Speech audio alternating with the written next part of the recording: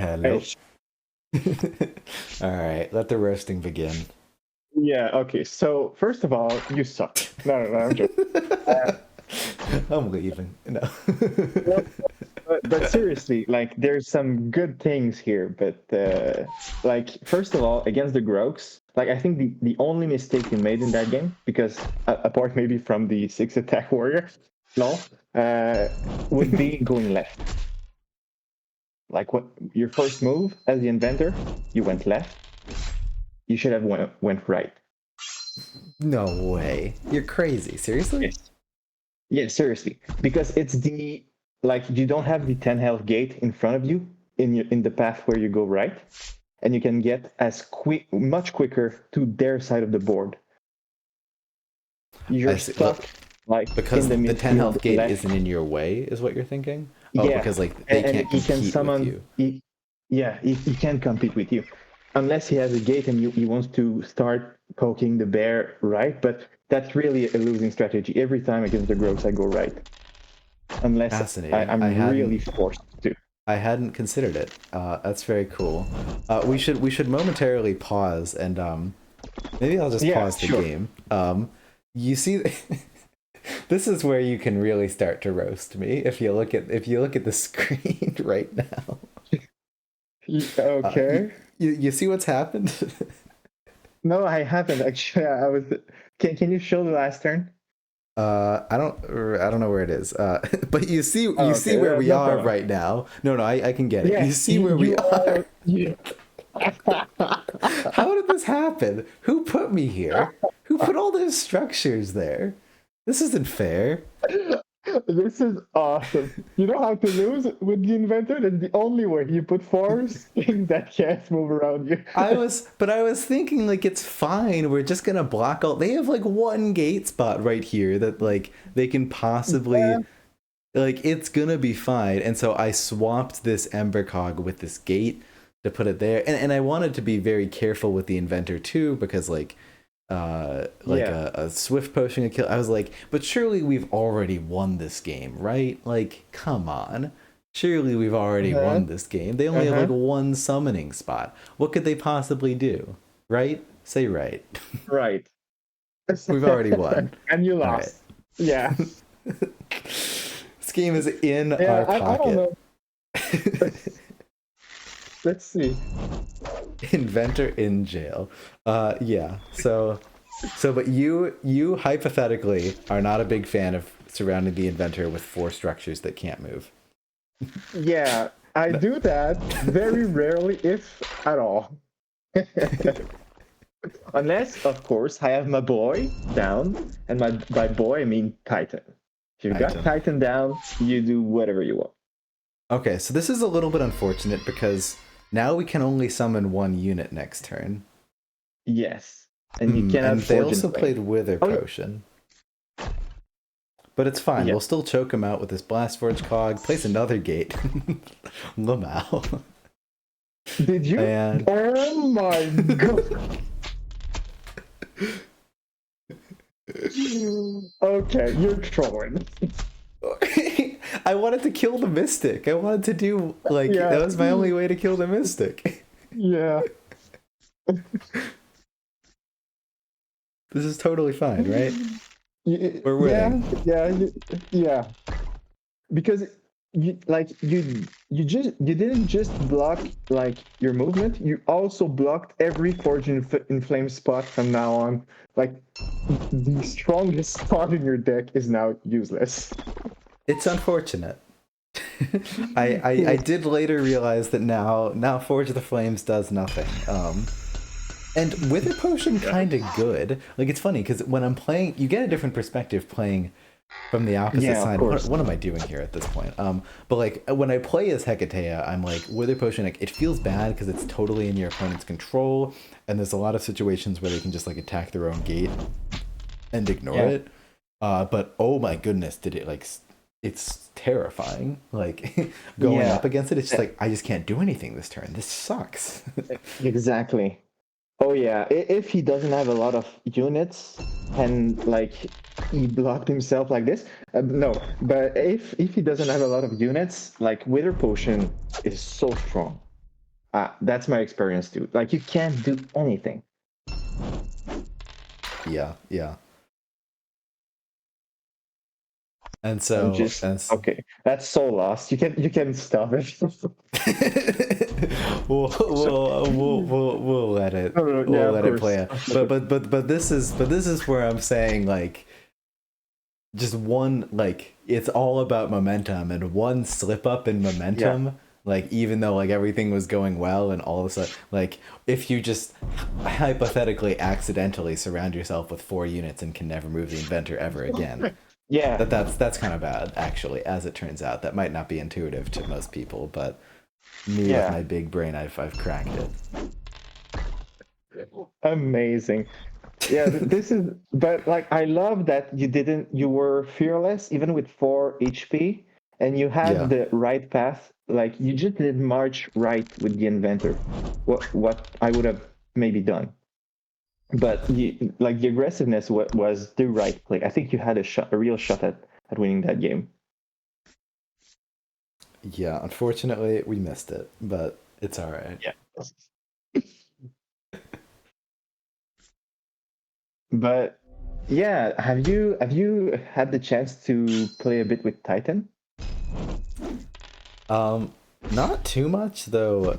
So far, he's still kind of my favorite champion. I Okay. think. I don't know. Or like it feels like the most. I think it's because I just did that scuffle with Nick against Kowloon, and Yeah. Kowloon used Titan so much that like I'm like now biased. Like oh Titan good. I mean probably a Yeah. lot of people like it's funny because my friend Real Sammy is immediately like Sprockets like was saying like Sprocket seems like Huh. really good, if not too good. And I'm like, what? Like I look at Sprocket and I see like auto discard, but like that's because I Yeah. just like don't It's the value moving 5 spaces at all, even though I clearly should. yeah. It's my least played champion for sure, for sure. But I think like there was one game Purse Warden showed on, I don't know if you saw it, like where he like one of his Mad Cog survived for 35 turns against Fungal Dwarf. I don't know Yes. if you saw that. I haven't And watched. I've been meaning to watch that. Watch it on stream. oh, Maybe today even. oh, you should. It's crazy. It's really good. But wait. This is a Oh turn. yeah, Do you want to he watch? shows. God. Uh, sorry, what? Do you want to watch that game honestly together, or do you have to head out? Yeah, yeah. Let's do it. Yeah. You sure? It's apparently a long game or Well, something. yeah. I don't know how much we're gonna analyze it, but I didn't had like 2 hours to play and really talk. But I have like 30 minutes or Yeah, maybe sure. like Well, 40. I want to watch it on stream anyway, so I'll pull it up, and if you have to leave whenever, no worries. Sure. All right. Could It's gonna you take me a share second. your screen on Discord so I won't have any delay? Yeah, yeah, I think I actually am already. Oh, okay. I need to find this game, unfortunately. Do, do, do. Yeah. Here it is. All right. All right. Tell me if you can see my screen. Yeah, I can. Hergrata says Titan has been clutch in a number of my games. Seems good. So Yeah. yeah, was your point? You like Titan? You're a fan? Oh yeah, that's my like. I play him a third of the time. I don't Interesting. play him that often Oh, because okay. his purpose is to unclog a game where is to like unclog a game. All right, let's watch this. But yeah, when I play him, it's my favorite Summoner Wars ever. It's Interesting. incredible. Yeah, it's so interesting what you can do, and it's not like directly impactful. It's not that like it's powerful, but it's powerful if you can pull a coolant on him and really like create um, situations where your opponent won't know what's coming and really Uh-huh. won't understand like what you're trying to do. And I've got a game I'm playing right now that I can share with you. But like Titan has been MVP like in that game to 1,000. It's insane what I could do with him, and it's been so fun right now. But yeah, that's clearly my favorite champion. But the Interesting. strongest for me is Helma, of course. It's got good stats for the 5 cost, and it's incredible just to get back an Ember or Blast Forge. So it's so much value. So yeah, I'll focus on the game now. That's interesting. Well, I'm curious. I mean, I could here. Maybe I'll even pause it for a second because I'm curious. I'm curious to ask you, like, how many games do you feel like you get a champion out as Forged? Every game. Every game. Interesting, because I feel like Every I've game. sort of the way I've been playing has kind of been like a ride or die, just run forward, and I'm like, I don't need champions. I'm not playing for the long game. I'm gonna discard them and play all my commons and just try to win off of that. Yeah. How does I've your been like, strategy differ? Yeah. well, my at first when I started playing the Forge, I played very little champions, and I just Uh-huh. rushed the hell out of my opponent. Like, you remember that game where you have 15 cards less than your opponent? That was Yes. me, like, often. Yes. Uh-huh. Like, I was just rushing the hell, but it worked. Like, they can go very, Yes. very fast and burst That like sounds like hell. exactly where I am at right now. Yes, yes. Yeah, but quickly when people learn how to play against the Forge, you're slowed down. You can't keep up at that pace. So even though you're aggressive and you're going like pretty good in tempo, you can't rely solely on structures, because Uh-huh. often against range faction you can't rush them as fast ever. When you're on their side of the board, they've killed everything around you, and like, it's not that obvious. You've killed nothing, so you don't have any magic. So it's really not that obvious, and if you're forced to slow down, you need a champion. You can't like win solely Mm. unless, like, I've won games without champions against faction that don't have any reach, like Vanguards and uh, like, what else? A couple of other, like, maybe Phoenix Elves or oh my god, Koldak, Fungal Dwarves. Like, when they don't have any reach, they can't kill. You can always give them a bad targets with reconfigure, and it becomes so easy to have a better economy to just outpace them. So you don't have to summon a champion because you kill them before that. But normally I try summoning a champion every game. Almost all the time it's Helma, because they just give you go fast. You you feel like you burn cards faster than your opponent. You put Helma down like a half protected, and all of a sudden, it's not the same game. People are. I've talked about this in the Discord. People are confronted with the idea of, all right, now I've tried not to kill too much and slow down the momentum. There's a bunch of cards with low life, but that I haven't killed, and now I'm in a pickle. Do I kill them and free some space for the inventor to go forward, or do I don't kill them, but there's Helma? He's just gonna get them back, and that's so much value. It's insane. Like, it's Interesting. not just Yeah. about the unit; it's about Forged in Flame. When you're in that space, like in like very forward, Forged in Flame is the MVP. Doing like 2 damage, even more a turn, it's insane the amount of damage you can do with that. So it's really about how the players play normally against the Forged, and Helma just flips that on its head. So yeah, Helma is a very good champion in my opinion. That's interesting. Yeah, that makes a lot of sense that like getting the blowout just win on the fly by aggression victories is Yeah, harder. The more people are experienced like playing against the Forged and know their tricks, the more you're going to be forced to slow yeah, down and find a different approach. That makes a lot of sense. yeah. So this faction, the more I play them, the more I play them, the more I love them. It's incredible. So much That's the fun ideal to experience. Yeah. yeah, it's so much fun. The experience, like, right now the game I'm playing, there's so much option. There's like 5 good lines I could play, and I love it. I love just looking at those lines and thinking what's the best. Well, I'll stop and we can watch the Okay, so games. sounds good. Yeah, I'm thinking of doing an inventor kick. I don't know if time to do those like Q12 games at once, like I did for the Grox. But I figured I'm just gonna did a bunch of Grox games. Let's do some Forge games. Yeah. So Alright, that here- Magog is the one that survived. Like spoilers, but watch that Magog. I've heard that. I have heard that. I've heard to pay close attention to this guy. See Yeah. how long we live. And you know it's interesting because what's it does very make sense interesting? against fungal dwarves. There's not that many tools Yeah. to assassinate a Magog. Like, Yeah, ever. at all. Yeah. I mean, like a demand. There is the maybe at one some thing point. you taught us, like the one thing in the scuffle when they used Stimshroom to kill a carrier and then move 5 space. Yeah. There's the only range trick, but yeah, it's very and one thing that I'll point out for people listening is the reconfigure the gate. It seems obvious because of the Sand Goblin meta with the Mega Gate, but it's not obvious in that deck because you're going forward most of the time. Absolutely. But yeah, I would not think to do it. Yeah, when you're playing defensive, it's incredible. They never have a good target. Interesting. So yeah, and I mean, I guess fungal dwarves make sense for that matchup. Yeah, it's not something that I would.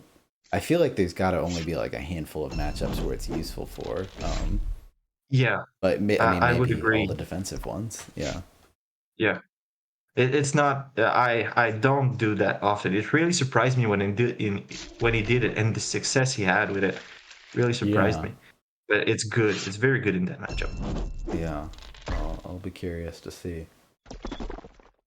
Goodness, I queued a game against. Yeah, I queued a game against Cave Goblins, and Cave Goblins seems so like I feel like Inventor can just roll over Cave Goblins. Yeah, it's definitely a tough matchup. It is. Like, watch here. He seems like in a very bad position. Watch this turn, guys. This is the power of Sprocket. I'm watching. Oh, interesting. It can go in the build phase. So that was a build move, and then you can double Forge and Flames in the same space. Interesting. Exactly. Because I've been thinking of Sprocket in terms of let's like go 5 spaces and go to the back row and see the horizon. Yeah. Assassination. No, you're saying the extra Forge and Flames is the power. Yeah, that's what I think. Like you do 6 damage in a single turn with nothing. Like you will always play those cards. Like it's just free real estate. it's just like free damage. And you can like now Sprocket is very unscathed. Like he didn't just run up the board and he's gonna get blown out in a turn. Like you can use him, and he's a threat now. Yeah. And this is a great board state against Cooldock. And yeah, it's interesting. If Forge is being defensive, Sentry Cogs are suddenly super good. They're suddenly like the best unit. Yes. Like if your opponent has to kill them. Warming up. Yeah, I'm warming up to the Sentry Cogs. I think against especially like Fungal Dwarves and Fallen Kingdom, there is something about making your opponent doubt its movement with a one health carrier. That's very good. Like, all right, if I move it up, it's gonna die. I can't do anything with it. So it slows down the swarm, in my opinion.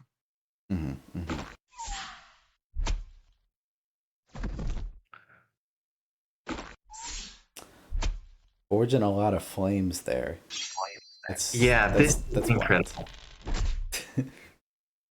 And yeah, I see it all like this. I see it already. This Magog is never gonna die. Like you're never getting past that 10 health gate.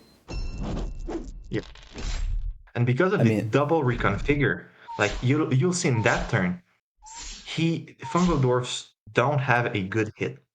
They just waste attacks.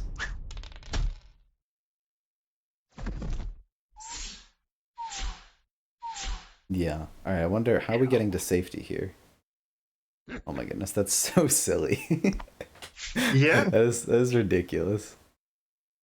It's so good. Like Cooldock has to throw punches. Like really, it's so incredible.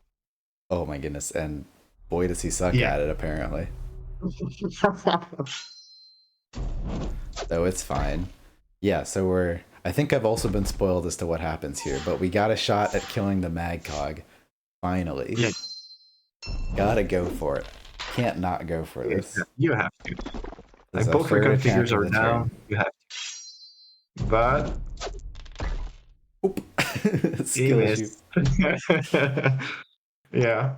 And you know, like the workshop here is incredible because of the 2 reconfigure, he's always going to be able to have a boosted unit. And all of a sudden, like +1 to every unit in the forge. Think about it. If you look at them, +1 to everything is incredible. Yeah, well, and normally like workshop in the games I've been playing, it seems pretty mid because like it's just you're advancing. You like I might play it one turn either for the Forge and Flames or for the value, but I'm probably gonna leave it behind. I usually leave it behind. It's not gonna give me value for like multiple turns for more than a couple. But in defensive situation, I can see you getting that forever. Yeah. Well, from my experience, when you have like a mag reconfigure, your workshop are very good, even like forward, because you can reposition them to protect the Magcog, and then they are forward because of it. Like they are Interesting. one space forward, so they advance with you a bit. And people tend to not want to focus workshop, even though I think this is one of their greatest card, really. Interesting. Yeah, that might be a skill issue thing that with time I'll figure out how to like keep getting the workshops to work. Because right now they just end up stranded, but with better placement and stuff, I could see it working. So here you can see the power of like Forge and Flame against low health unit. All of a sudden, like he killed 3 things just by building stuff. Yeah, that's right. Yeah, I guess we killed that and yeah, we killed both the beast and the spore carrier. Yeah. Magcog coming in to hit. Oh, and then the Blast Forge cog gets a hit. Yeah. This is just mean. Oh, this is awesome. This is my boy Kuldak, the underpowered C tier summoner, getting dabbed on. Unfair. Maldar just going up to take a few punches. Yuck. Yeah. Yuck. Yeah. Alright, but we finally gotten away from that workshop at least. Well, surely that won't get Hellawed or something. Surely it won't get tightened or something. It could never. Nah, I won't spoil anything. Alright. Release the spores. Yeah, so far this is not a position I would want to be in as Kuldak. Yeah. I mean, Kuldak can always like spiral out of control, but like holy crap, we have never had units on the board ever, and that is not how you win as Kuldak. Like right now, what's cool about Sentry Cogs, and Magus has taught me this a bit, is that one thing you can do with Magcogs, if a unit is trapped and with 1 health, it's better to keep it alive and make it so he cannot summon anything on the summoning spot. Like in front of the gate right there, I maybe would have not killed it. Yeah, he needs to play the barricade here. But yeah, because it's and it's also emotional damage, I have to say. It's like, oh my god, I can't do it. Having to kill your own unit against the Sentry Cog. Yeah. Oof, it's a rough one. Alright, we're gonna get a carrier. Alright, but we're repositioning very tactically. I like it. Yeah, so here, just remember the gate reconfigure. It's very interesting. Alright. It's so far off. You think it's useless. But yeah.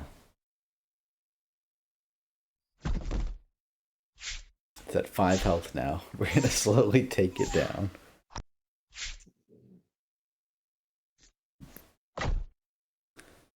Yep, and I like this, like, because the way I would see Fungal Dwarfs winning this is, yeah, something like this, repositioning, forcing the Inventor to have to move a lot, forcing units with heavy mobile to have to move a lot, make the Inventor kind of stuck behind, like, Sentry Cogs and stuff, like, exactly this. So, seems like Cheris is making the most out of the hand she has dealt. yeah. Are we finally gonna get to be able to kill this Magcog? Why do I feel like the answer is No. no? It was no. Well, I mean, It we was. could 3 for 3 that. We could kill it right now. Nope, not gonna go for it. We could have Yeah, tried but to. that's It's a maybe that's a bit 57%. risky. Well, It is risky, yeah, maybe but I that mean, was the play. if you're losing the game, like, but I mean, maybe we just can't support it at all, and the inventor's gonna dab Yeah. on us. But the inventor's kind of stuck over there. I don't know. I might have gone for it. I think like I'm looking at his hand and he's like, all right, I'm not gonna win this. I need to put like my strongest unit Mm, down. I I feel see. like he's backing down from monstrosity. But Yeah, as I you bet. know, Yeah. playing against my cloaks, you can do 11 damage in a single turn Oh my with goodness. forge Are we with are the we inventor. are we gonna kill this 5 boosted beast? Yes. Yeah, yeah, because I see that's exactly wait, like I bet it was a tough decision there whether or not we try to whether or not Well, we I won't spoil that because that's another okay. cool turn.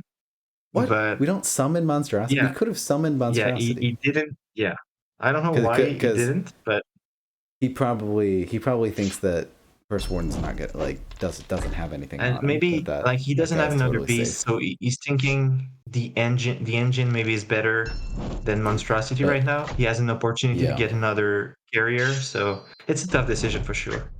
yeah, and yeah, and getting the more carries is good, especially when we're on cards. And yeah, I totally see retreat instead of my play. Retreating and getting monstrosity is definitely another win con. Seems good. But Oof, but turns you know, out can attack diagonally. yeah, That's rough. and because of the blast forge, like look at that. Look at that double modular. That was and Oh, and the blast blast forge forge just cam. needs to kill There it. you go. Oh That's my a sexy goodness, turn. that is a hot That's L. yeah. No, That that's sexy. that's a concede on the spot sort of turn. You have found it. Well, he didn't, and he stays strong. Yeah, yeah. More power to him.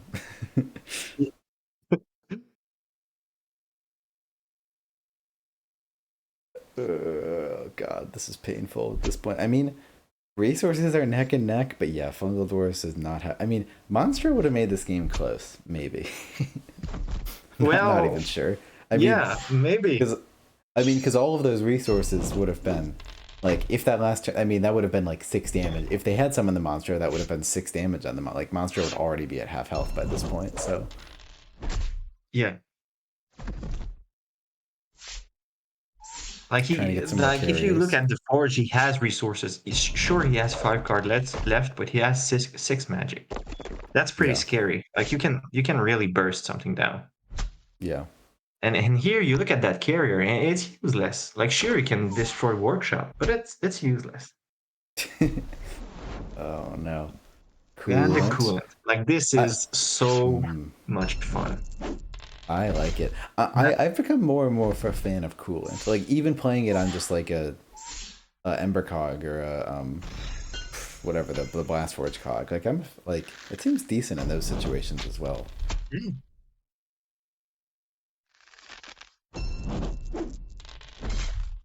And lucky 3 for 3, but Yeah, I'd say the only way we have a shot at this game is if we can get Monster out somehow.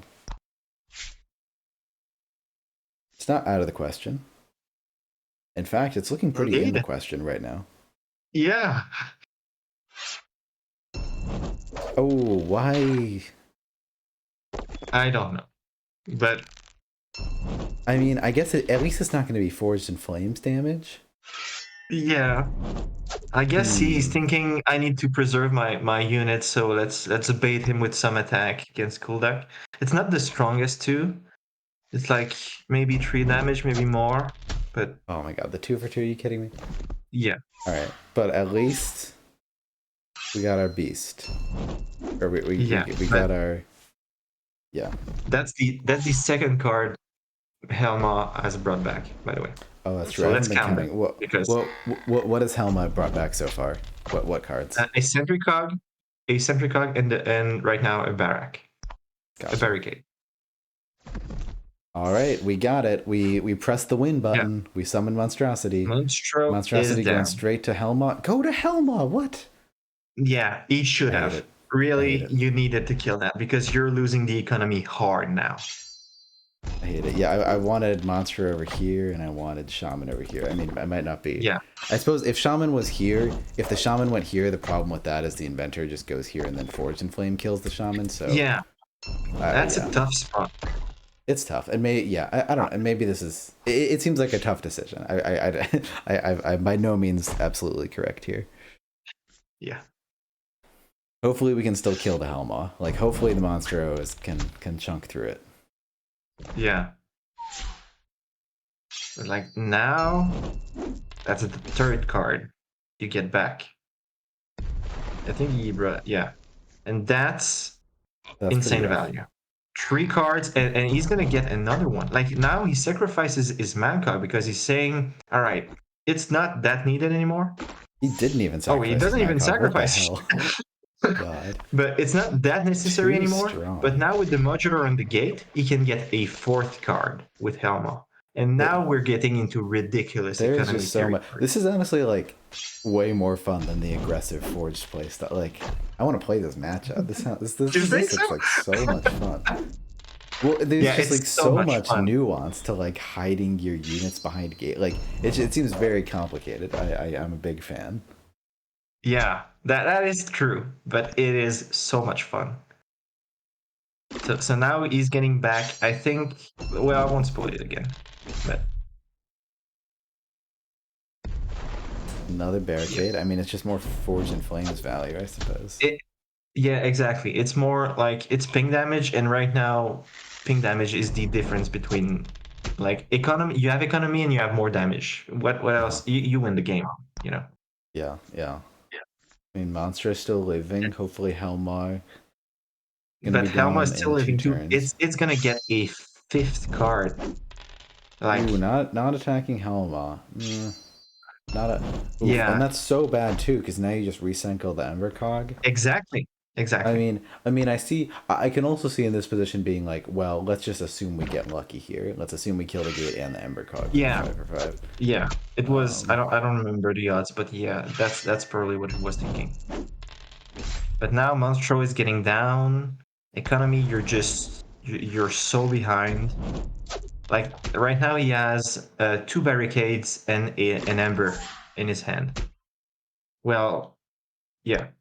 But now he's got another Ember. It's ridiculous, the amount of value he got with Elma. Yeah, for sure. What do you do? Yeah. I mean, and I suppose it's still kind of close. I mean, just like units wise. Yeah, and magic wise, the Inventor is not like that in a good spot. But next turn, Monstro probably dies, and then like they have no units left. The Beast cannot generate anything. I was expecting the Inventor just to move around and just like trap Coolduck now. Me too, but I think he's thinking the value. Yeah, I mean, I guess and this is the last. This is the last beast. You're right. You kill that beast, and there's no more beast. Yeah, exactly. And that's a cool play too. I think he gets back a Mancog. I think. Yeah. No, I mean, I'm totally persuaded. This just wins you the game. Like. Yeah, exactly. Yeah. Right now, that's the desperate move. Like cool. Like you have 2 magic and cards in hand. You can trap Coolduck, and it's over. Yeah. So yeah, it's a grindy game for sure, but that's my kind of grind. Absolutely. This is beautiful. Yeah.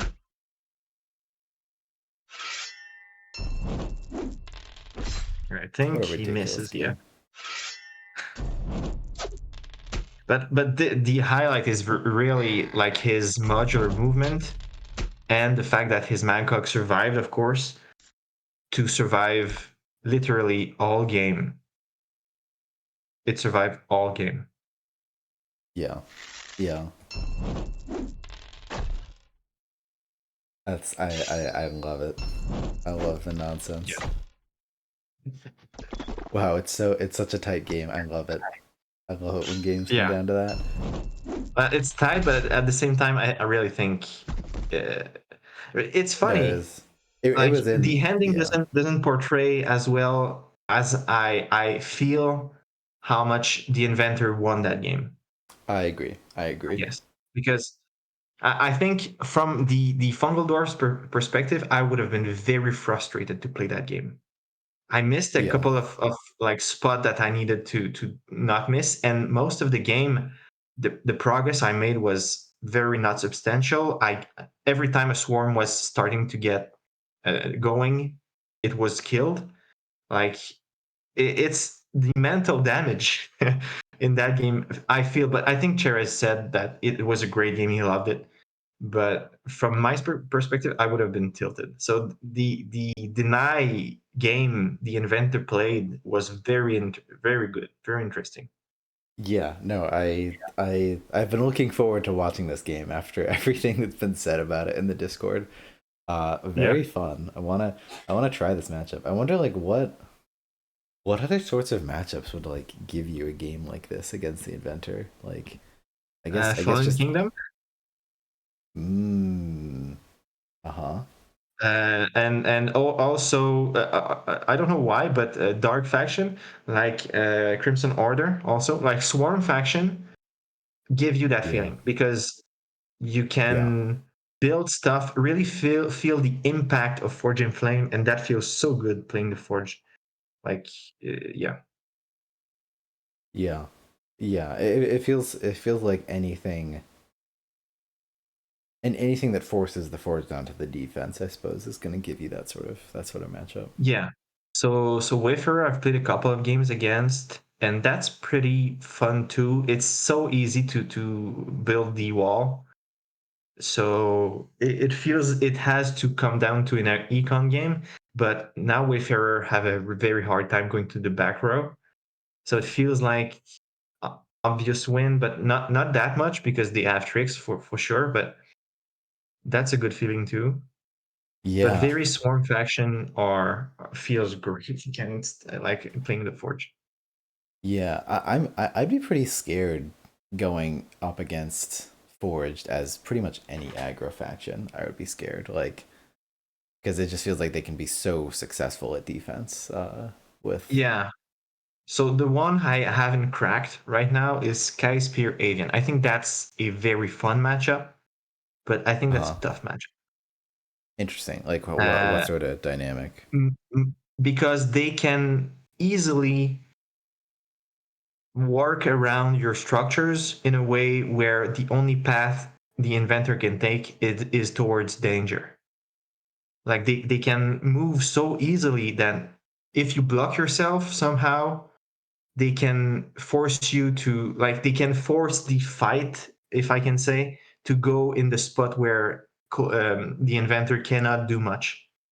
So I feel Interesting. like their repositioning tool is the best in the game. So I feel that's a strength. That's yeah. I want to play that matchup more. It's very interesting to play that. Also, Yeah. you need to trap your to trap like that. That's the thing against Shadow Elves, against Cloaks, and against Sky Spear Alien. You have to trap yourself a bit more. You have to think about other ways to win the game because you need to place a structure in front of you to prevent like damage getting through and chipping away at the inventor. And like I said, I was really not joking. When you're below 5 HP as the inventor, all of a sudden it's not the same game at all. It's really you can die quickly and you make one mistake, you need to overthink everything. You need to it's not the same like pace at all. Yeah. So Yeah. I agree. so chipping away is mental damage again. Like if you want to win against the Forge, chip away at their health, and all of a sudden the momentum slows down. Even if they want to go forward, they're hesitant to do so, and they may slip up here and there. I've certainly did. So yeah. But Yeah. Sky Yeah. Spearhead, I would really like. I didn't play in the league this season. I might not the next two, but if people could play that matchup, I would love to see the replays and hear what they thought about it because I think it's not that obvious. It's not like Sky Spear win because they have the mobility and the attack through. I think like the inventor has some tricks, but it feels like a very fun matchup. Maybe the likes of Mountain Vargat and Sky Spear Havian. Like that was a fun matchup that people liked in the league, I think. Oh, Jexic is like people seem to be voting for Mountain Vargath versus Forged. Oh, that's interesting. Okay. I mean, I haven't thought about that one. I don't know. Yeah, I actually that's curious to me. I haven't seen that much Mountain Vargath like in a month or two. Like I don't know if people really like them, but I certainly see less of them. I don't know what's your experience with that. Oh, I guess you don't play that much public games, Ben. Yeah, just every once in a while. It was not a dig. It was not. I promise. I guess you don't really play this game at all ever, don't it? Yeah, I don't know what's up with Mountain Vargath. Mountain Vargath are weird, man. I don't like. They're weird. Yeah, that's my hot take. They have depth more than like they're just a brute formation. They have more depth, I think. And Colby has said that he's been playing them more and more in the podcast. So it's so funny because on the initial, yeah. No, go ahead.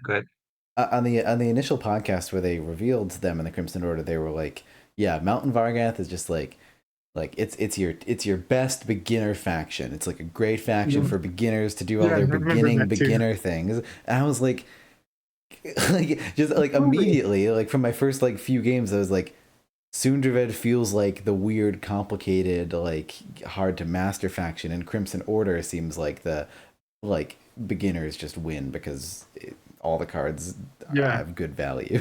Busted warrior shit. Yeah, it seemed like the exact opposite of like what you would expect from the faction symbols too. Of like Sundraved gives you the primal you expect simple hit thing good, and Baron Daemar dark you expect weird complicated combos.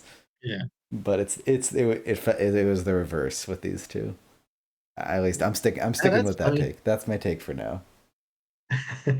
That's funny because like Playtest Store have been talked about Deepwood Grogs a lot, and in reference to what people think of the Seer and the power level. And I think it was Kowloon and other people that have said every release people find something that's a bit strong and maybe a bit over the curve. But then as time goes by, people learn to play against the faction more and more and understand it more and more. And all of a sudden, it's less crazy powerful. It's powerful. It's strong. But I think that's an important thing to remember when you play Summoner Wars. Is like every faction we had something that people thought was OP.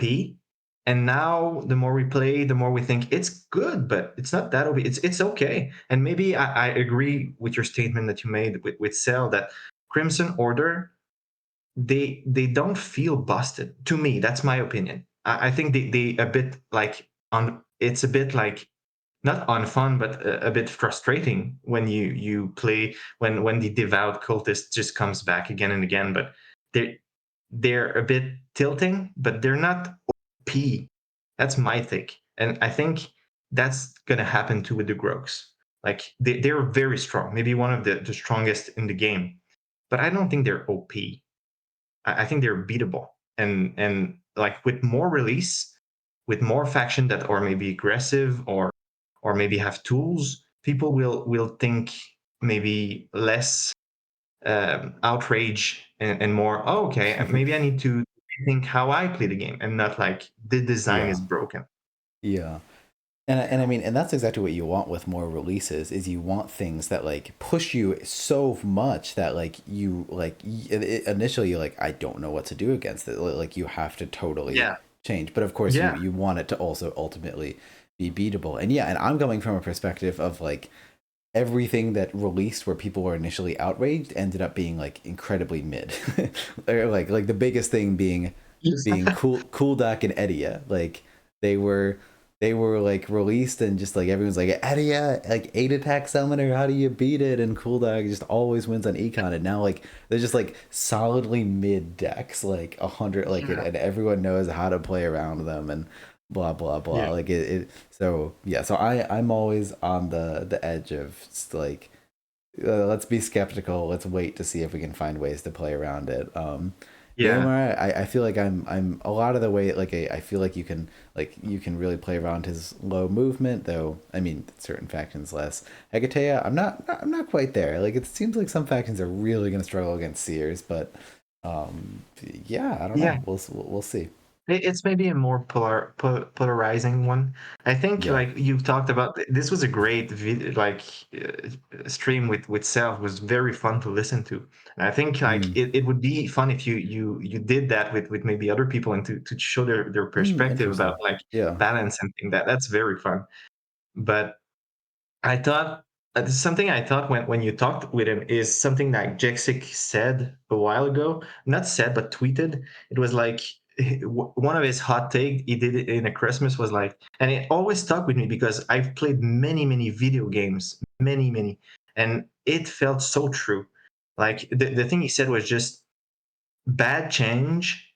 No change is better than bad change, and good changes are better than no changes. But it just shows like maybe we need to be careful about changing things because as you discussed with Cell, I think 1 HP may change a card very much. Like Yeah. one tiny little thing may change the balance of a deck very much.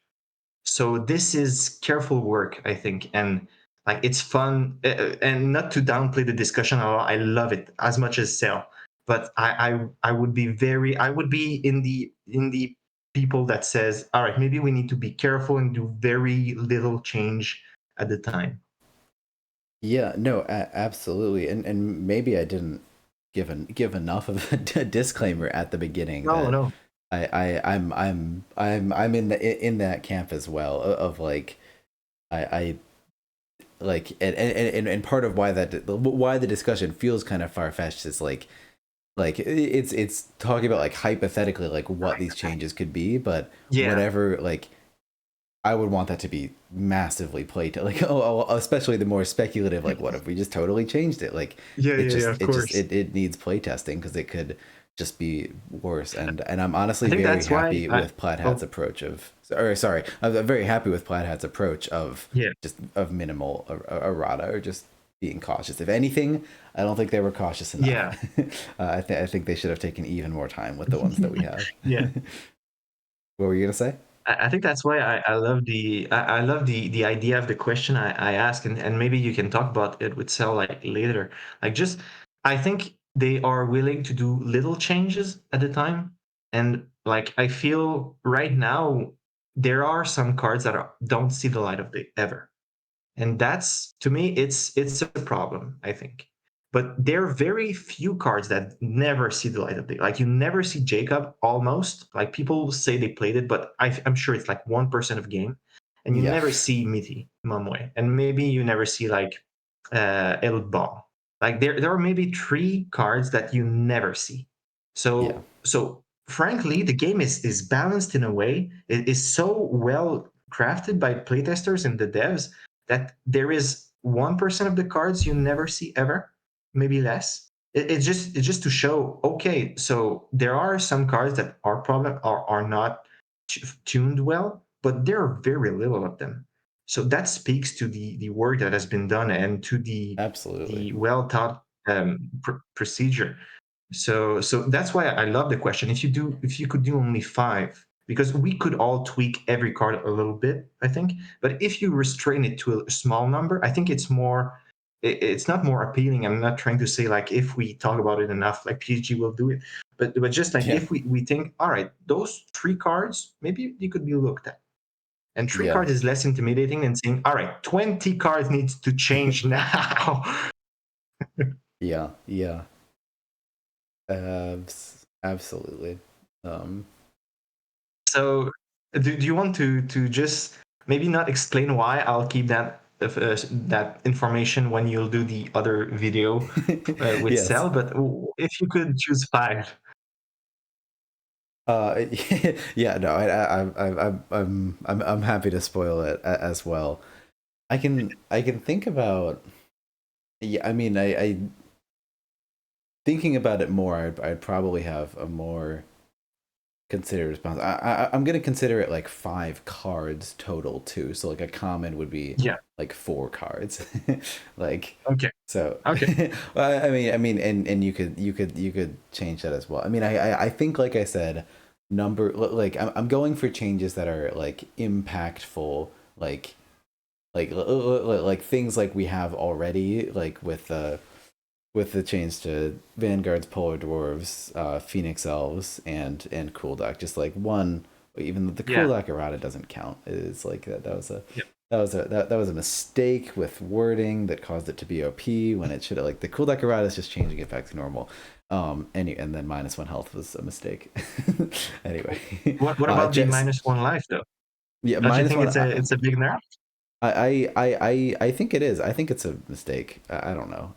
Yeah. I would, and maybe I'm wrong. Like maybe and too upset about it. I feel like I say, and a lot of people that I talk to that play Fungal Doors, it's a lot. I'd say that like, um, that -1 life, it it doesn't do really much to the matchups that Okay. Kuldak is really good in. So in the matchups that Kuldak like really excels in, Oh yeah. the opponent isn't getting to Kuldak anyway, doesn't really help them there. But in the matchups where Kuldak is really struggles, are a lot of those matchups are matchups that the opponent has easy ways to get to Kuldak, and Kuldak is just a sitting duck.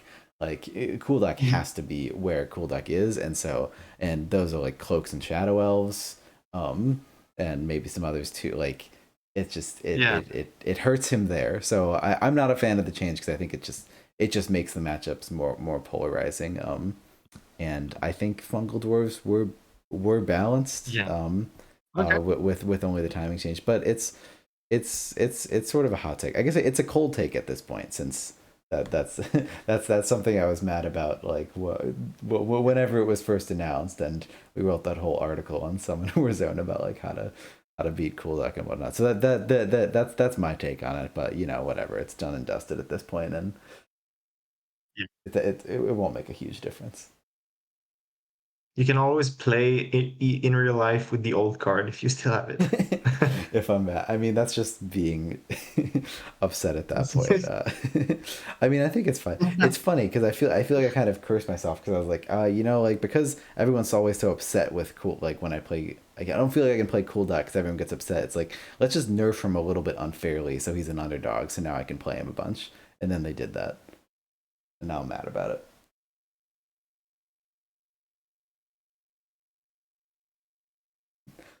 So can you But talk yeah, about the the D5 question, or? you actually, you play a dangerous game mentioning Kuldak. You're just gonna send me on an hour-long rant. No, I'm just stalling for time. Noted. All right, I never talk the about five. it again. How dare you? Number one is Eater. Yeah, Yeah. I mentioned on the stream. I think that's just the most Yeah. impactful change you can have.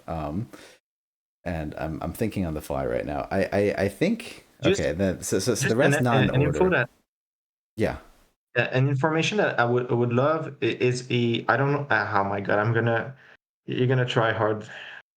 All right. So if you can quickly, when you talk about a faction and the champion you would like change, or the card you would change, tell me how you rate it. Is that another hour, or can you Let do it?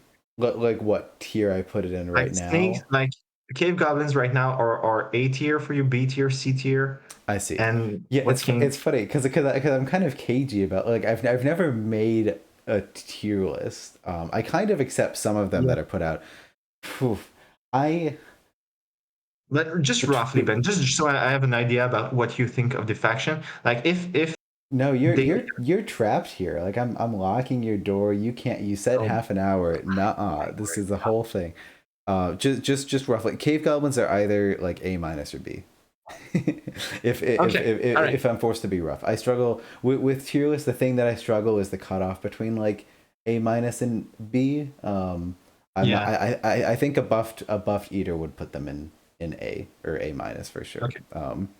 Yeah, that's where I put him. That's where I put him right now. Alright. You can't be rough. You just did it.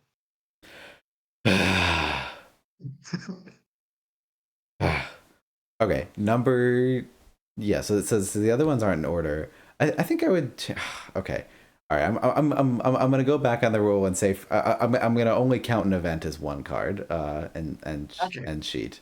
Well, actually, okay. Yeah, no, I'll spoil it. I'll change freeze. That's Yeah. that. Yeah, that's been talked about a lot I in the think that's community. number two. You Okay. know what? And I actually pulled. I'll go ahead and spoil it for the well, The other yeah, video. I'll spoil it for the other. What you know? Tune in. You're getting a sneak peek of what we'll talk about in the other video. I've thought about what text I would put as freeze, Ah. and I would just put in a bunch of other things to account for other circumstances. I think it would fit. You might need to do more Oh or less. It's God. pretty funny because it just like updates as you do more and more. So what freeze already Yeah. has is can't move, can't attack, can't be. I think I just want it to not be able to be removed from the battlefield in any way, and I think we can do that. So like things like Into Huh. Darkness don't work on it. I don't know. It has no Yeah. name, so you can't summon off of it. And also you can target it. You can target it if it has boosts, but it only has no abilities if it has boosts. I don't know. It's So you know and it would also that be in move phase. the like quick reading. Okay, move phase. All right. That was one question. Like quick Yeah. reading, I think this would be a good change, a powerful one. But I think it's a bit clunky. There is so much information in the little sentence It's you just put that a player that takes that card needs to look like six it's a little word. ridiculous. Yeah. Yeah, it's a bit clunky. It's healthy, I think, and can you just quickly tell me roughly how do you rate Thunder Arcs? Um I think I would put them in A. And would that change So boost them or not, in your opinion? Is that like just a direct? I might yeah I might say like A minus, and this maybe would go up to A. I don't think it would make Yeah, I don't think it would make a massive not difference. that much. Okay, Yeah, yeah, but yeah, I don't think it'd but be huge. I think it's just I think like as far as changes go in the master set, like honestly, spoilers, the eater is the only one that I think has like a massive impact on balance. Like I don't really care about okay, and changing freeze is nice and the other things. Okay, I'll I'll just actually talk without rambling. I think I would also change blast, though. Like you don't need to change blast, it's fine, but I yeah, think it's the point where like I don't really see like there's not that many other okay, we can save blast. Okay, save blast for last, see if we have room for it. If we have room for it, okay, change it, because just zero okay, cost blast, I don't know. Takulu's an A tier for me, might okay. bump her up a little bit. That's Yeah, any hot takes the about that? change would be the tournament one.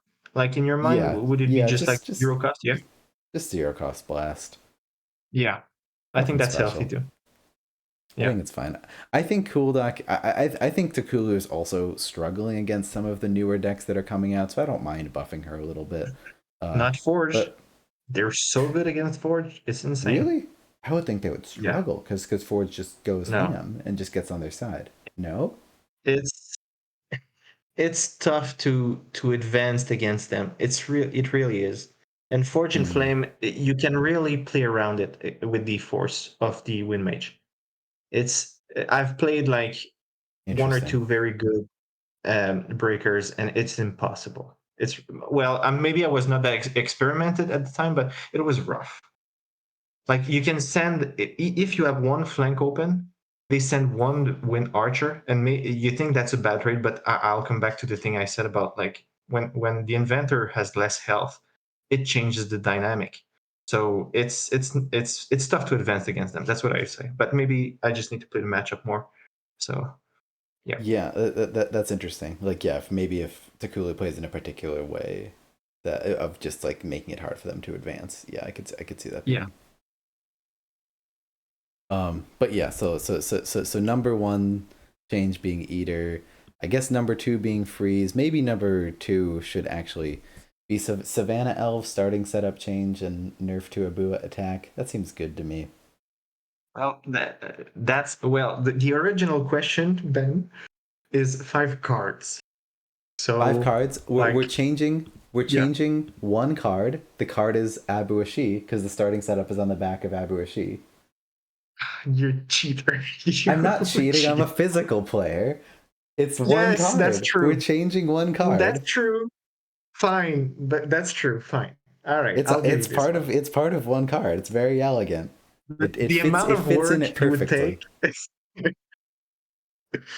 yeah, but Doesn't take fine. that much work. I mean, I guess playtesting. To test What it. do you mean? Yeah, Yeah. to test it. Yeah. Like I mean, yeah. starting setup. I've already done work on this, like a couple of times, but it's a tough one.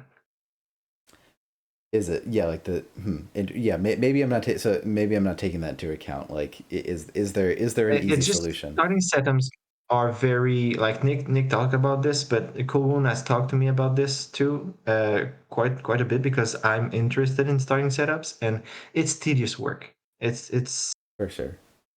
like Yeah. you need to play a couple of games with against each faction. You have to do it in that case.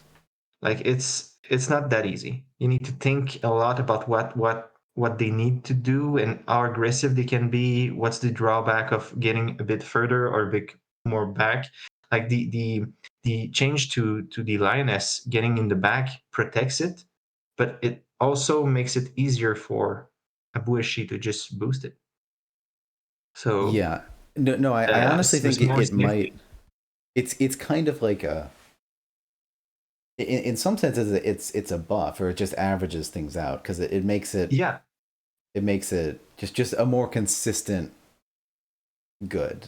You're like, you're not gonna have yeah, those blowout first turns, but you're not gonna have the bad second true. turns. Yeah, it's sort of a That's so why yeah. it's so tough. Do you want that?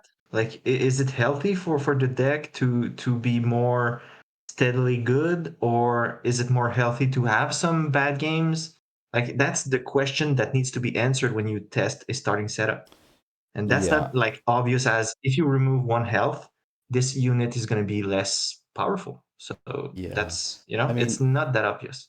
I think in general with starting setups, you're probably trying to avoid a big swing between first turn and Yeah, going first and going second. And in that sense, I feel like Abu Ashi is the one starting setup yeah, that really stands out as a failure in my mind as like this. It's just way too polarizing between turn one and turn two, which is why I want to change it. true. But I don't know if I don't know, and I suspect it wouldn't Yeah. take Abua down from S tier this change. So and I don't know how to fix Yeah. Abua. I talked Don't about you think like that. just taking Abueshi as attack down would do it like would it be good enough? Like it would still like just make it 3 AV maybe. Like Abueshi doesn't attack that much anyway.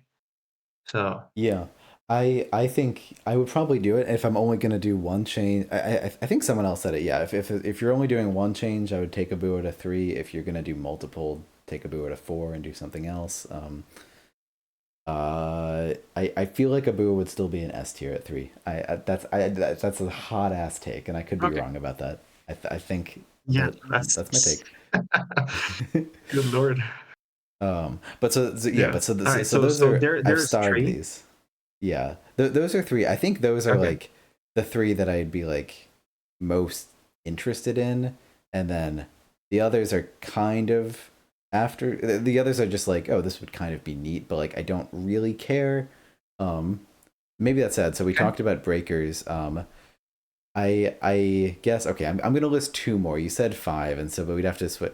I think I would struggle between for the next 3 between the blast 0 cost, buff Jacob, or I guess just buff one of Fallen Kingdoms champs. Yeah, I've thought about Would like about that. Like the Fallen Kingdoms champ, if you buff only one, well, only one is gonna get played. So that's a bit tough to me. to just buff. If you just buff Dragos, well, Dragos gonna get played. The other two, which just stay trash, you know. So it's not easy to just buff one. I think in that faction. Yeah, it's a little unfortunate. Okay, no, Jexic makes a good point. I totally forgot, and this will also spoil the next part. Vlox is definitely in this list actually. And I would make hand cannon can only go on a ranged unit. Place Yeah, this card yeah. under People a have talked ranged about that. common. I think Yeah, that is a yeah, yeah. super easy fix. Gets I rid of super Vlox. Seems good. But do Yeah. you guys dislike playing against Super Vlogs? Is that like maybe I've arrived after the release of the cloaks? I've never really found disliked that much this interaction. But is that a general like thing that people really dislike? Do you dislike it playing against Uh, Super Vlogs? yeah, I think it is. I feel like most people I'll talk with feel like it's like either unfair in a balance perspective or unfair in like a it doesn't make sense. Like tucking a Machinist away in the corner doesn't feel like good gameplay. It feels like you should be allowed to do that. Like and putting both upgrades on the Machinist, both the hand cannon and the Moto boots doesn't feel fair. I'm still not an expert with cloak, so I'm very happy to be wrong about these takes. I think I Vexer know that. I know that personally. oh god, Vexer when I recently had him on also had this take of that's what he would change. Yeah, And yeah, that's an easy change, of course. I could be wrong about it. I think cloaks are S tier. I think they're an S tier faction. I'm bad at them. Yeah, uh, that's obvious to me too. I think they're one of like 4 or 5 S tier factions, and I think that would be a good change. Yeah, Yeah. so that's on my list. So those are like honestly the 4 big ones. Okay. But buffing Jacob Well, used to be. Yeah, go ahead. yeah, that was my question actually. I was going to go to Jacob because I feel this is the least. Maybe Jackson is going to play it tonight, but it's the least played card in my mind. It's so bad. It's so Yeah, unfun too in my mind.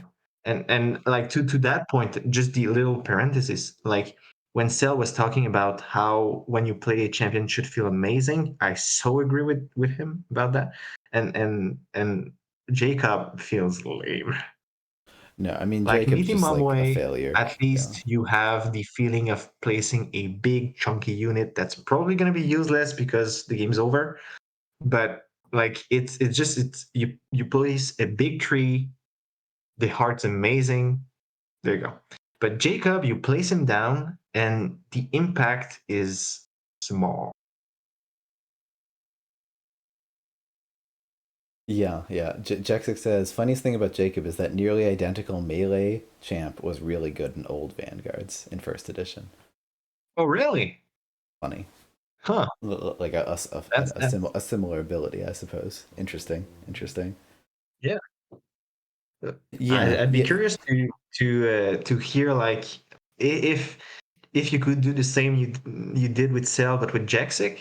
I would be very curious to think about what would be his thought for balance and the little change he yeah, would do. But that's just what I want because I think he has some good takes and he's an old player too. So that'd be yeah. good. I'd be curious for you too. And Jexic was thinking about playing some games with me in a bit too. Jexic, you're welcome to jump and call or something. But yeah, for Jacob, I used to be a like huge proponent of Jacob change because like, but back when Sarah was 2 attack, like Sarah just desperately needed a ranged option, and like it was a similar Yeah, situation where the Eater, where like cave goblins desperately need a massive tank, and they don't have it because they should have it, but the Eater's bad. Sarah like really needs yeah. a ranged unit, but she should have it. It should be Jacob, but Jacob's bad. That But now Sarah that being would buffed to change 3 the deck. attack. Yeah, it definitely would. Oh, But Sarah being buffed to 3 attack, now it feels a little bit less like you need that ranged option because like you do have a good ranged option, which is Sarah herself. Um, yeah. but But I was still buff. Yeah, but like still buffing Jacob, I think would just help a lot to just have that as an alternative playstyle. It would make a pretty big impact as suddenly I think now so. Sarah has the option to turtle with Jacob and just snipe, and that's very Yeah. interesting. So Is honestly, that a good thing? I'm not so you've sure. convinced me. So you guys convinced me I'm- to show up, so here I am too. Oh, hello. Jexic snickers. Would you buff Jacob, Jexic? Would you? Yeah. I mean, he could certainly use a buff. I think. I mean, I would probably lower his cost or increase his health, or both. Not, ah. Because I think the ability, like I said, because the reason his ability doesn't seem that good is because he costs 5 magic. If he costs like 3 or 4 and Yeah. had the same health, suddenly you could get that rolling quicker. You know. Yeah. And I also find that with 7 health, he dies pretty fast. So even if you have the setup for him, He has he 6 suddenly health. he has Yeah. 6. Yeah. Yeah, Okay. he's so bad. He just comes out and dies. You know. So if he had if he was like 4 cost 7 health, then suddenly he's pretty good. Yeah. I Um, guess. But No, how do you feel about? I've played him sometimes. Huh. Because I mean the thing with to some decent effect, but then I don't know. I wish I could find the game. I think I might have linked it a long time ago, but I had a game where like he was just slinging and hitting stuff for like 5 and killing things. You know, so there's certainly situations.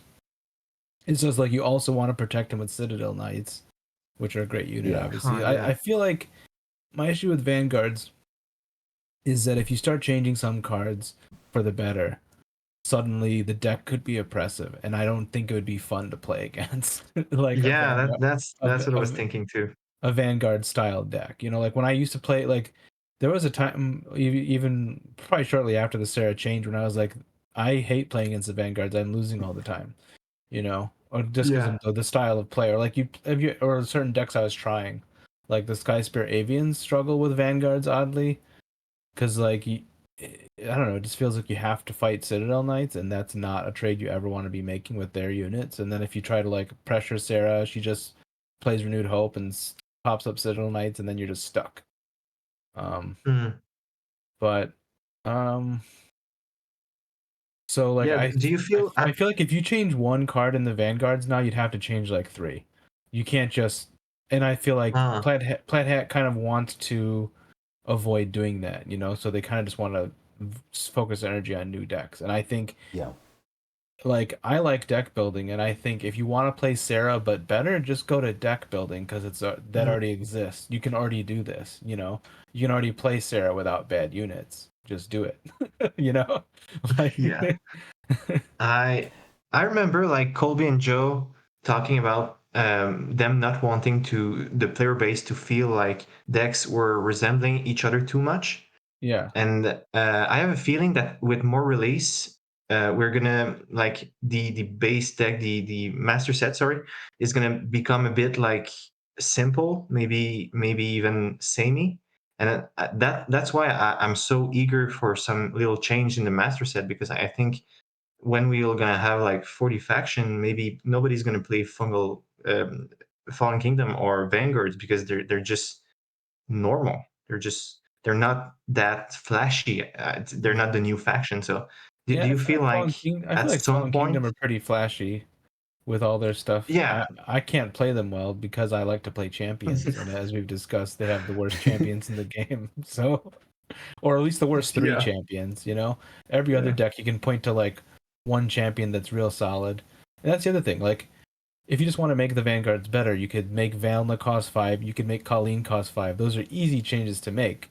But then what happens to the deck overall? Like, is it going to be fun to play against if you get Colleen Yeah, out that that's a easily? great question. You know, Yeah. because as we know now, 6 cost champions are a lot, but Sarah manages to do it because she has so many cards she's happy discarding.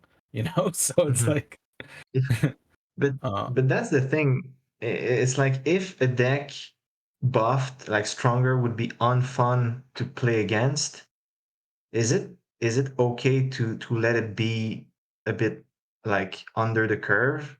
It's a tough question for me. and Like and I feel things and when Yeah. everything is stronger, there's kind of balance. If everything is very strong, there's kind of balance, but it's more fun a bit. I don't know. It's a tough question for sure. And the thing is, I was actually against even her going to 3 strength, and now I've kind of pedaled back on that and think she's a lot more fun now just because she's a little more viable. But I did Uh-huh. not want Yeah. her to be like a top tier deck. I feel like Sarah being S tier, like if she was played at the rate that Crimson Order were played and she was that strong, Oh yeah, I it'd be hell. because you'd like any aggressive deck, any all kinds of decks, you'd be like, oh, because I mean, like Citadel Knight is a very oppressive unit. So I think if you did a lot of these buffs, you would have to do something to Citadel Knight, probably make it a 2/4, or maybe like a 1/4 for 1 magic or something weird. You know what I mean? Mhm. Like you'd have to drastically change the way that deck works, and then it'd be like, That's yeah. I don't know, like Yeah, and Yeah. that sounds that's certainly more depth into how things can be balanced out. It's not about like just one card for sure. and but I think it's like, and some people have mentioned too with the Vanguards that it feels like they have a lot of different design ideas and things aren't realized as well in terms of having some of the healing and the hand management stuff. And I think that's the kind of the marriage of their symbols, but I don't know the best way to approach Mm. it. And like I said, I think at this point, Plaid Hat just kind of wants to keep moving forward. It seems like just from what they've said, Mm. I don't know if they want to go back and revisit a deck, but maybe a year down the road or something, especially since she's already got changes, like I feel like beating the drum of like we gotta change Yeah, the yeah. vanguards is not gonna get, and it's just kind of like speculative, it's like, Yeah. and Mhm. like, and my Yeah, thing it's too, fun. yeah, it's fun to think like how can we make this deck better, and like I said, we already have a realm where we can see that, and that's what I like Yeah, about like yeah, fair enough. like deck building. I know a lot of people poo poo deck building, but like if you want to change a deck into something different or make it more consistent, that's how you do it, like you can play that Yeah. mode. I know people don't like that It's because fair. they don't want to get blood summoned or Sarah's prubbed fun or in deck whatever. building. Real But fun. Sarah's I very mean, solid, for and us, I enjoy oppressing people. I have fun. because like Sarah, she gets access to Sacral Priest, she gets Transfuse, like all those cards that you're like, oh, Mass Heal's Sanctity. kind of bad. You can change it out for a really good card from those symbols, and suddenly she does good stuff. Like Shampoo was the runner up in the first one deck to rule them all, and he had never played deck building before. He was just like, oh, I like Sarah. Well, how can I make her better? And then he did it. Hmm. Um, and he did pretty well in the Yeah. second one too. And It's gonna sound like I hate deck building, but I really don't. I just need to go because my girlfriend just arrived, so I'll leave you to hear about that. It's deck building sucks. No, I'm joking. I'm really joking. I want to explore it more, but yeah. So and thanks Ben for the conversation and Jaxic too, and I'll catch you guys later. Fun stuff. Thanks for stopping by. See you. yeah, Yeah, no problem. Bye. Yeah, and I think I agree with you, Jexic, and mainly with like Vanguards, I don't know. I think they are like the one deck in the master set that like there's kind of too much wrong with them to like to fix. I hate that I'm saying that, but like I would want to rework like I don't know, like I'd want to change mass heal priests, archers, and Jacob. I don't know. It's but just it's too you get much what I'm to. saying though. Like if you buff half the deck, you then have to rein in some of the things that are already good. Like you probably have to change Sarah's ability somehow, or make her weaker again, or change Citadel Yeah, Knight. you're right. I mean, maybe you're right that like maybe just like one or two buffs would like similar to how like just nerfing Ice Ram. Like everyone's clamoring with like, oh, we need to like nerf like four different things for Svar. We need to nerf parapets and ice golems and all this in order. And then we nerf Ice Ram and suddenly she's balanced. So like just nerfing one card was able to do it, and like that is like the ideal errata of just like one small thing that like just like drastically Although the changes things. commons are tricky because they're 4 cards you have to reprint, but That's maybe true. the answer is make priests good. Because if you have priests good, then the champions are better. You know what I mean? That's yeah. That's an interesting take. Because like one I thought of that'd probably be push them way over the edge is like, what if priests had relentless? You know, so you're not wasting an attack to heal. Interesting. you Interesting. know, like there's just a That thought I had at sounds one point. that sounds really really good. um I have to think about it. Like I said, like there's a lot of things you could try. It's just a question of, like, would Priest with Relentless, would that be a monster in deck building then? Then every Crimson Order deck and every other one has these priests running around. It And yeah, I like mean it might be fine in Vanguards just because the rest of the deck is so mid, but like yeah, or the other thing like that people are strikes me as suggesting. massively overpowered immediately. Yeah, Priest with right. Relentless Yeah. strikes me as really good. What were we gonna say? No, but like I like to reuse abilities. I'm a big fan when they reuse them. So that's why I think of solutions like that would be easy to code, simple, and just like. Yeah. No, I mean that's thinking like a game dev for sure. But because I think that's on par with just changing a number. You know what I mean? Is just adding an ability you already have coded somewhere else is probably close to just changing a number. Not as easy as changing a number, but the next step of easy. Yeah. But I don't know. Do you want to play a game tonight? Should I I try do. to play I Sarah because I've been talking about it? I've been on OD kick oh lately. god. You should do it. I had one more take about something that you said earlier of that, like Sure. that Sarah, if Sarah was too good she'd feel oppressive. I think my take on that is that like everyone is gonna have decks that they don't enjoy playing against, and we kind of just need to accept that. Like there's a Yeah. lot like tons of like you don't like playing against fungal dwarves or Crimson Order, or people that don't like playing against aggressive decks like that Right. like you There are have your people that wafers, don't and like so the and people that don't so like playing against OD or Tundra Orcs, even though they're mid or whatever.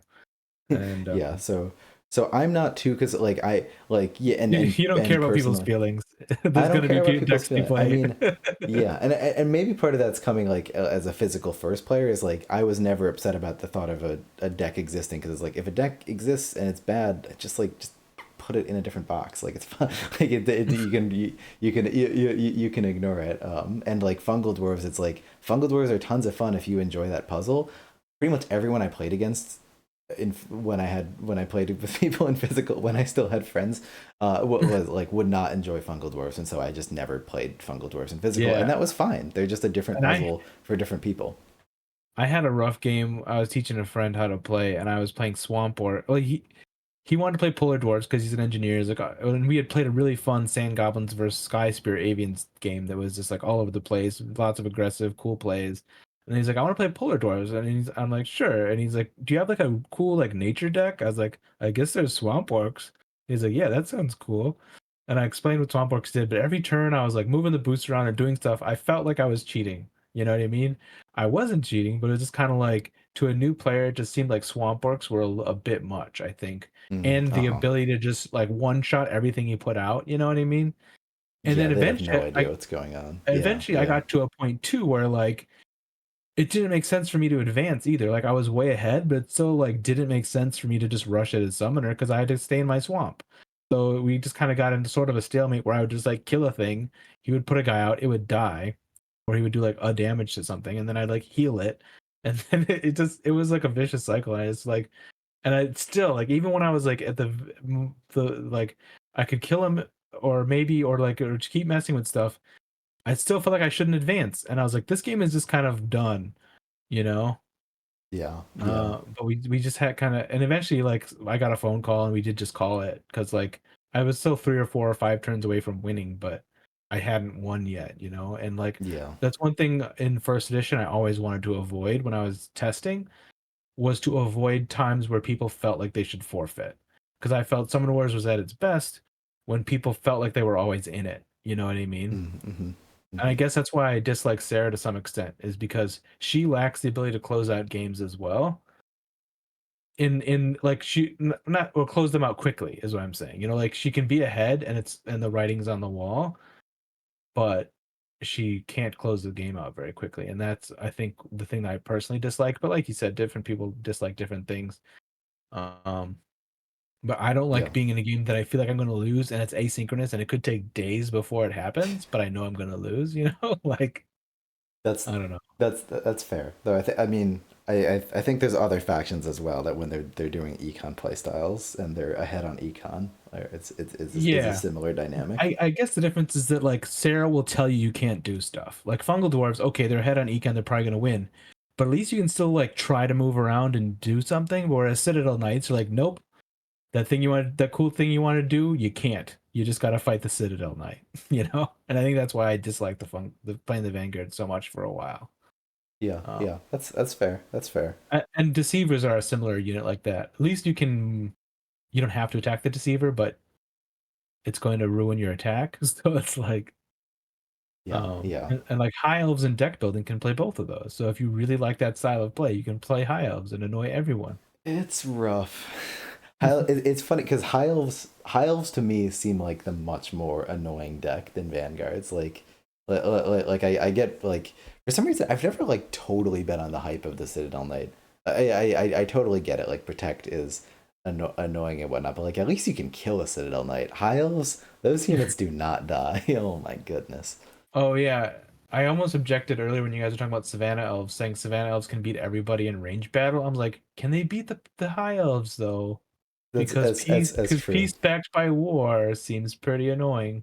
I guess I Border want to Archers like can at least attack them twice, but I yeah. want to like make a tier list of like what beats what at a ranged battle because like some of there's a lot of factions that will beat almost every deck at a ranged battle, but then like you pit those two like who wins, Shadow Elves or Skyspear Avians? Like that's tough. I don't know. Or like Breakers versus High Elves kind of thing. Yeah, I think Oh, my hot I take feel is like I High think Elves High win Elves. that.